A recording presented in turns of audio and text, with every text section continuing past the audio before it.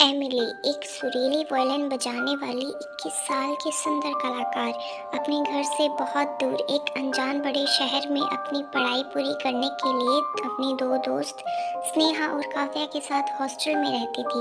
Emily का पूरा दिन कॉलेज और दोस्तों के साथ हंसते हंसते खुशी खुशी बीत जाता, परंतु जैसे ही रात होती एमिली को एक अजीब सा डर सताने लगता। आंखें बंद करते ही एमिली के सामने वही धुंधली सी तस्वीर आ जाती।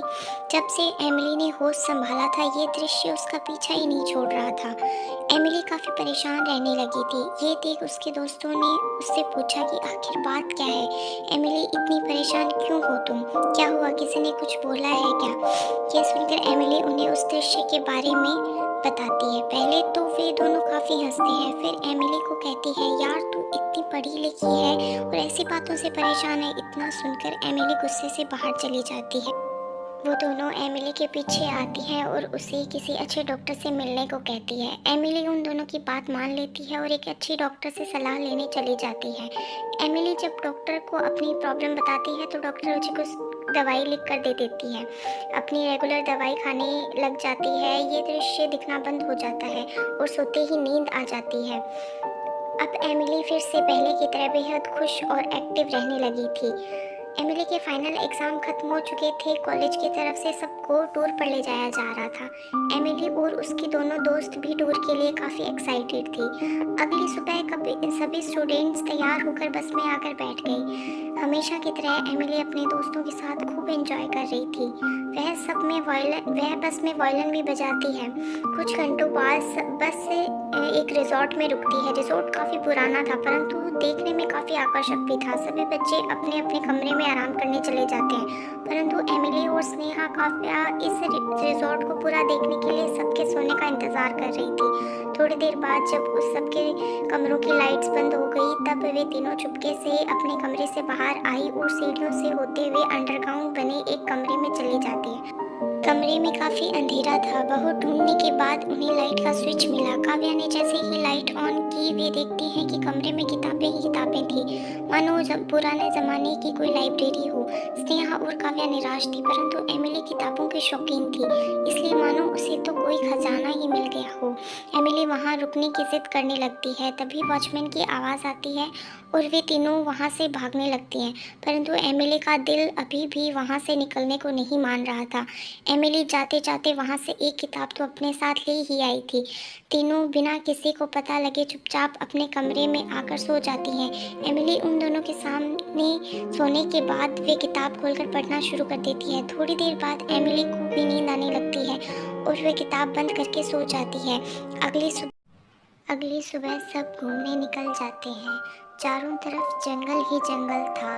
कुछ आगे चलने पर एमिली कुछ ऐसा देखती है कि उसके पाँव वहीं थम जाते हैं। सामने एक पेड़ पर जो निशान है, बिल्कुल ऐसा ही निशान उसने उस किताब में भी देखा था।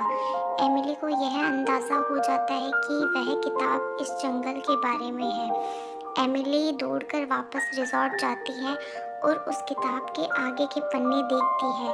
इससे पहले कि वह इस गुत्थी को सुलझा पाती उसका फ़ोन बजता है।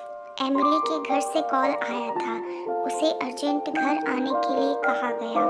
एमिली काफ़ी घबरा जाती है कि आखिर ऐसा क्या हो गया जो उसे इतना अर्जेंट बुलाया जा रहा है। इससे पहले तो कभी ऐसा नहीं हुआ। एमिली बिना समय गंवाए वहाँ से घर के लिए निकल जाती है। यहाँ जैसे ही एमिली घर पहुँचती है तो देखती है कि घर में किसी फंक्शन की तैयारी चल रही थी।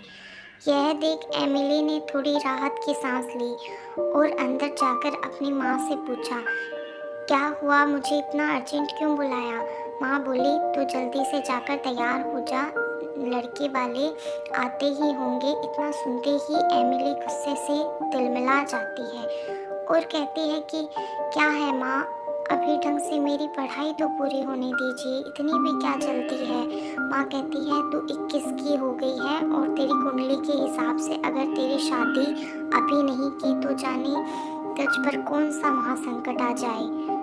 मुझे तो सोचकर ही डर लगता है। ये सुनकर एमिली अपनी माँ से संदेह भरी आवाज़ में पूछती है कि माँ, क्या मेरे बारे में ऐसी कोई बात है जो मैं नहीं जानती?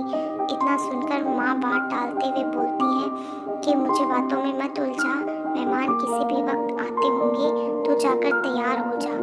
एमिली की चचेरी बहन आकर उसे तैयार करने के लिए ले जाती है। थोड़ी देर बाद लड़के वाले एमिली के घर आ जाते हैं। एमिली भी लाल रंग की साड़ी में बेहद खूबसूरत लग रही थी।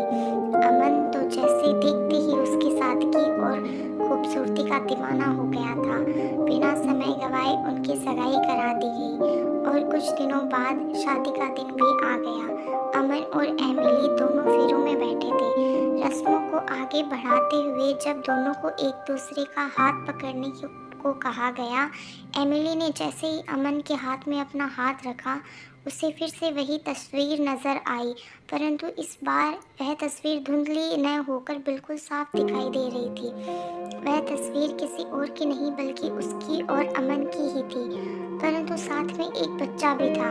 एमिली कुछ समझ नहीं पा रही थी कि आखिर ये उसके साथ हो क्या रहा है। उसने अमन की तरफ देखा। अमन बिल्कुल शांत बैठा था। शादी का कार्यक्रम अच्छे से हो गया। एमिली विदा होकर अपने नए घर में आ गई थी। यहाँ उसके सास ससुर और अमन रहते थे। एमिली के मन में कई सवाल उठ रहे थे। उसने अमन से इस बारे में बात करने की सोची,